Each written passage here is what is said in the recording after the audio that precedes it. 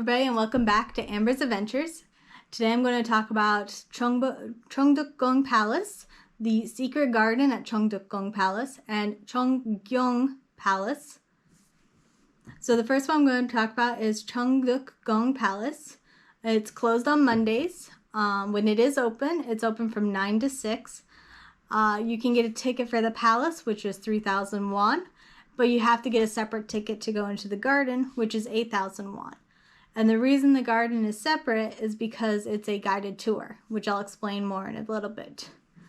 I've also added the site for the secret garden, where to book the ticket, because I suggest and highly suggest you choose and pre-book your ticket for the secret garden before choosing which day you're going to go, because you want to make sure you get a ticket. And they are highly competitive tickets. There's only 100 tickets per day. And so in order to get these tickets, you need to make sure you're the first person to get them. And if you want to be happy with your time, you want to be happy with the fact you've made it onto, say, an English tour versus a Korean tour, you want to pay attention to the times, and you want to make sure to book ahead of time. And so I've included that site in the link below so that if you are interested, you can go check it out. Or if you're interested in having me help you plan that, feel free to contact me, of course. So the tours for the palace area are in English are from 10:15 and then again at 1:15. The tours for the gardens are 10:30, 11:30, and 2:30. And those leave right on time. So you actually want to be there more like 10:15, 11:15, and 1:15. It is the second of 5 Joseon Dynasty palaces, as well as the second of 5 palaces in Seoul. You might hear it often called the East Palace, especially in like the Korean dramas. It was a favorite Joseon palace for the princes. So often the princes would live and stay here because it was one of their favorites. The construction for it began in 1405 and ended in 1412, so right in the middle of the Joseon period, but after Gyeongbokgung Palace, which of course is the main palace. They extended the territory or the land that the palace sits on by 500,000 meters squared to include what's called the Huwon, which is what we now call the secret garden. In 1592, when the Japanese invaded, we saw that it was burnt down and then rebuilt in 1592 or rebuilt in 1609. This was during the Japanese invasion to try and expand their territory, to try and take over the Korean territory and to claim some territory in China. And then again, it was burned down during 1623 due to political revolt, and then rebuilt after. And then during the Manchu Qing dynasty in China, it was systematically attacked and burnt down and reconstructed after each attack. So as you can tell, it's constantly being attacked because it's where the princes are. If you can control the next coming leader, you'll have control in Korea. And then, of course, during the Japanese occupation in the 21st century, it was heavily damaged and sat that way for many years until although parts of it did still exist as we know it today, because the royal family was still living there between when the Japanese occupation had and their decision to remove the royal family completely. It was the seat of government and the royal court in 1868 when Gyeongbokgung Palace was being repaired, or Gyeongbokgung. And we know that the last emperor lived here until his death in 1926. Today you can see 13 buildings in the main palace and 28 pavilions in the garden. All of the palace itself occupies 110 acres. So overall, it's got a very interesting history, and you can see some of the modern conveniences that they would have had at the end of their reign and at the end of the time of the Koreans having a royal family and having an emperor. When you enter through Dongwon Gate right after purchasing your ticket. From here, you can see there's the main information center on the left. You have it's basically the main entrance for entering into this palace. You'll wander through, if you continue straight, you can wander through the Gyeongguk, which is the Royal Library, and the site of Sowonjon Hall, which is where the office of the officials would have been. And then you can see also the Nwannu Won, excuse my pronunciation, which was the palace pharmacy. And occasionally they'll run an exhibit out of here focusing on the pharmacy and what it would have been like during the Joseon period. And it's really cool if they have it open up to see what it would have been like inside. From there, you'll enter back into the Gyeongchonggyo, which is sort of the entrance area, into this courtyard, and you'll be able to enter into the courtyard connecting that area and the Injongmun Hall, which is where the throne is located. And again, you'll see the stones marking where your rank would have been, and if you get as you get up to the throne room, you'll see the throne with the depictions, and it's very similar to Gyeongbokgung Palace. So it's really interesting to see how, despite the fact that this palace was used up until 1926, it was still very reflective on the Joseon period and what was considered the traditions of the Joseon dynasty. From here, you can wander right and see the Hwanjongdang Hall, which is where the king would have stayed, and you will find his study as well as his chambers here. And then if you wander back behind those, you'll find Dangjojeon Hall, which is where the queen would have stayed. And here you can also see the Gyeonghwanguk Pavilion and the Songjonguk Pavilion. So these are all connected sort of to the Queen's chambers and of course the King's chambers and their areas they would have relaxed or worked in. If you have time, you can cross it and go towards what looks like another little palace or another little area down the hill from there. Or if you got tickets for the Secret Garden, you'll continue around and up. If you have time to go down, you'll find the Nakson-jae Hall, which is where the king's mistress, Hojeon's mistress, Gyeongbin, would have lived. And hers is also connected to her residence is also sort of connected to a little library area where the king also would have worked. And so down in this little hilly area, or in this little valley, is her residence, and up the hill a little bit is this library where he would have worked. And you can tell how important and how much they preserve these and how much these have survived from over time.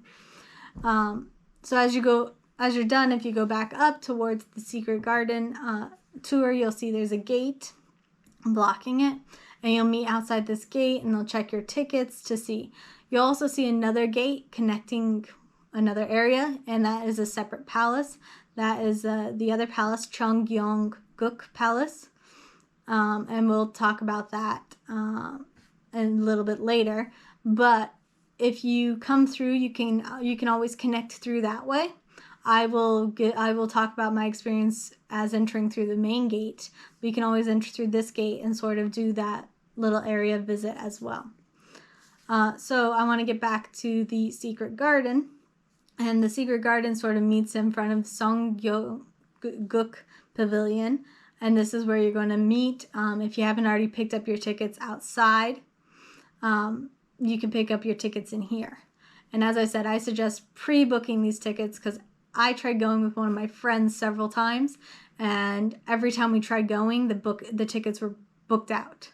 Whereas another friend, we went and we had no problem getting tickets. And I have visited the garden in all 4 seasons. I visited it in the spring, I visited it in the summer, I visited it during winter, and I visited it during fall. And so it's got a little bit of difference. Depending on when you visit, depends on what you see. And that's mostly due to concerns of safety. So in the summer, spring, and fall, you'll see more of the gardens than you would see in the winter. And that's because if it gets really icy, it's really hard to go up some of the hills and come back down safely. And so it's more of a safety concern, not because they are trying to cut your tour short. But instead, they'll take you different paths, so you'll have a chance to see the garden in different ways. Excuse me. So now I want to talk about Huwon, which is the secret garden. It's also been called the rear garden. It sits on 78 acres, so it's pretty large. It makes up the majority of the palace grounds. It was constructed for the royal family and for the palace women. And now after you have a ticket and you sort of go on a tour, you can choose to either leave or you can stay and wander around some more after. So don't feel like you're rushed on the tour at the end of the tour to leave right away. It has a lotus pond it has a lotus pond, 28 pavilion buildings. They used landscaped lawns, trees, and flowers to decorate it. And there's over 26,000 species of trees, and some are more than 300 years old. And that's just the trees. There's even more. There's just as many species of flowers. And they work on trying to make sure it looks beautiful and presentable and how it would have looked during the emperor's time. It used to be called, so it's had several names over time. It was called Gwangwon,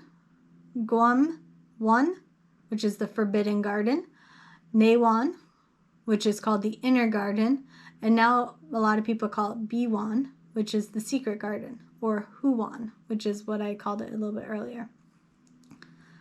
In 2012, they restored the Changdeokgung Pavilion, and that's the main pavilion that you'll see. It was a big sort of study library. It was also used by officials to keep documents. In this courtyard in front of it, you'll see there's a pavilion across from it. There's a lotus garden in the shape of a square, sort of representing the heavens. And you got the circle, which is representing, the square is, I think, representing the earth, and the circle represents the heavens. I'm not 100% sure off the top of my head. And of course, next to this, you'll see another pavilion, and this sometimes it's open, and you can go up and if you take your shoes off, go inside.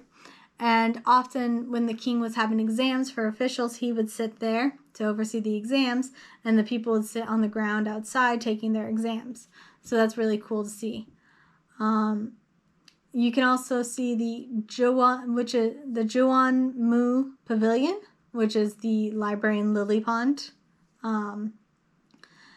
There's some famous locations inside, like the Onyeongchon, which is also called the Jade Stream.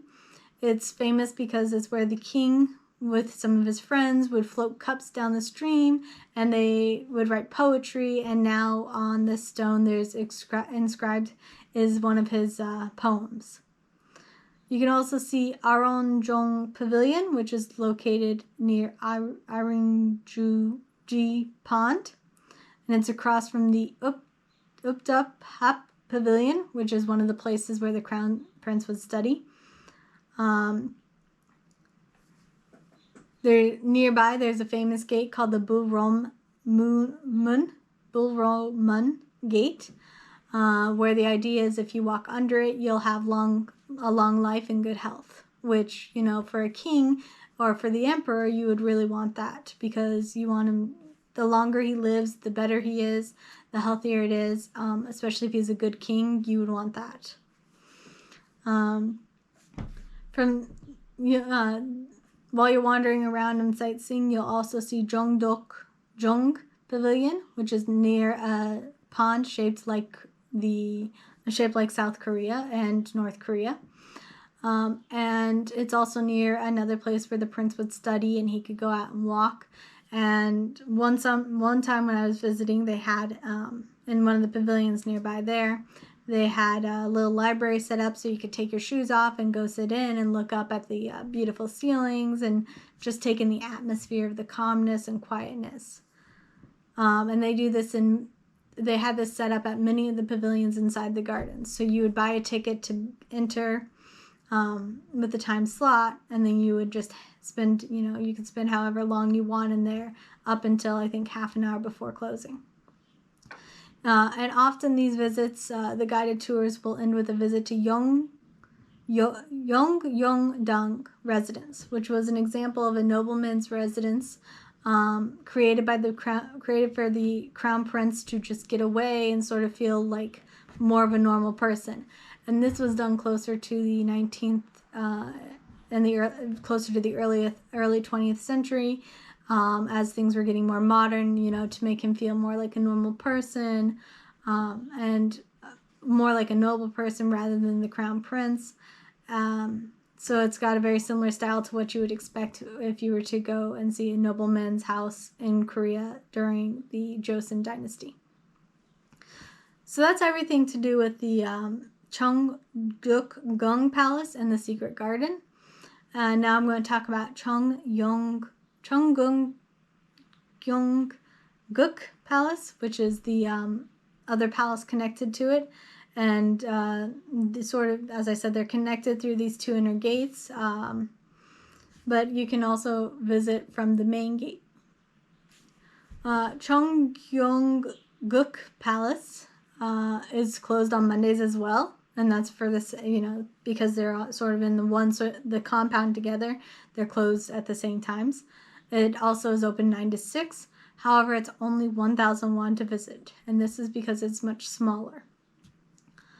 They have tours in English at 11 and 4.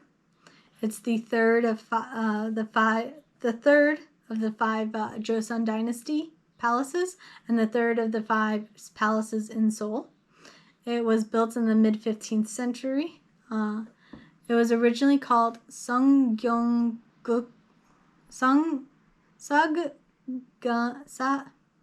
It's originally called Sugangguk, but when it was renovated and enlarged in 1483, it was renamed to the current name, Changgyeongguk. It has many structures that were also destroyed during the late 16th century when the Japanese attempted to invade and conquer Korea and China. It was restored by the Joseon kings, and then in the early 20th century, it was largely destroyed during the Japanese occupation. So very similar history as its neighboring palace and as the main palace. During the early 20th century, during the Japanese occupation, it was a zoo and botanical garden and museum. And this was true until 1983 when they relocated the zoo and the botanical garden and the museum. However, you can still see traces of the botanical garden located, and sort of the design of the zoo even still today. There, as I said, there are 2 entrances. There's the main gate, and then there's there's one connecting that's open all the time, but technically there's 2 connecting gates. So technically there's 3 entrances, but only 2 that you can really use. So if you're entering from the street to visit, you enter after getting your ticket through Hwanmun Gate. You'll see a little courtyard, and this is where you can choose to go left and see the grass area, go forward to see the throne, or go right to see there's a pond and a little glass building left over from when it was a botanical garden. And I'll explain more of that as I sort of explain as I went through to visit. So I proceeded through Myeongjonggung Gate, and then to the Myeongjong Hall, where the throne is located. And again, you can look in, and there's the stone. As you approach, there's the stones. You look in, you see the throne and the decorated ceilings. So very typical of the Joseon period. This would have been more used to visit with dignitaries. So they have a lot of greeting areas for the dignitaries on either side of the throne room. As you wander sort of to the left, and as you wander sort of into the buildings there and out into the big green space, you wander through Myeongjong-mun Hall, which is where the king's office would have been. So it's also where the council hall would be. And there's a gate there as well. And as you go through the gate, you wander into the grass area, and if you follow the path all the way down, you'll eventually wander to what would be Gwancheongdae Observatory. And basically it's what the observatory would have looked like during the Joseon period. So it's more like a raised platform with some sort of astronomical devices. You cannot climb it due to security reasons, but you can see it. And they have a wide sort of grassy area available here to just wander, and if you want to sit and relax, you can do that. But if you want to continue looking through the palace, you wander back up the way you came, and instead of going back into the throne, you sort of wander to the left, where you would see the Han-in-jeon Pavilion, where the officials who are visiting or officials from court would be received, as well as one of the banquet halls for them. You cross through this area, you'll come across Gyeongjong Hall, where the queen would have resided, and you would see Hwangyongjeon Hall, which is sort of where the king would have been. From there, you can see more of the chambers, and this is where it's a little weird, is they've got separate chambers and stuff today, where we're not 100% sure which one was which, or if we are sure, it's more of they had these chambers, but there's a lot more connectivity, because again, this area was used until much later than the original Joseon dynasty use. So it's a little bit different. So you'll see these chambers, and then across there's the pavilion, which is the second hall I mentioned, and behind that is another set of halls, and those are Yeonghwang Dung Hall, which is, again, it's another kings and queens quarters, sort of so the area they would interact with each other together. Yeongchongyeon Hall, which is another one of the queen's quarters, and Tongcheonghyun, which is where the king and his family would have lived. So these are much more integrated in the sense that instead of having a big sprawling palace, you have more condensed halls where the family would be closer together. So from there, you can wander over to the site where the Changgyeong chamber would be, and that's just behind it. It's no longer there today, but we have a marker marking sort of where we knew it was. And you follow that up, and there's a hill, and if you follow the hill up, you'll visit the stele of the placenta chamber of King Sukjeon, which is very common in Korea, and these are located across Korea, and this just happens to be the location of King Sukjeon's. From there, you can wander down and wander around a lake. It's called Changdeokgung Pond, and it's very nice. It's very calm. You wander around the lake, and when you get sort of opposite of where you enter from, there's a grand greenhouse, which is left over from when it was used as a botanical garden. And as you wander back over towards the entrance, the main entrance, you'll see Walgunmun Gate, which is often closed and only used for official use by the groundskeepers. You wander back, it's green, it's grass, there's lots of trees. You can sort of see hints of as you're wandering around the pond. You can sort of see hints of the secret garden just on the other side of the wall. And so you can see how proximity and how close they were. And this area, again, is very calm, it's very peaceful, it's very quiet. You buy the ticket, you can stay inside for however long you want. So it's very nice to visit, and especially if you just want to like take chance to just go away from the busyness of Seoul and go somewhere that's much quieter and calmer. So that's it for today. If you have any questions, comments, feel free to leave it below.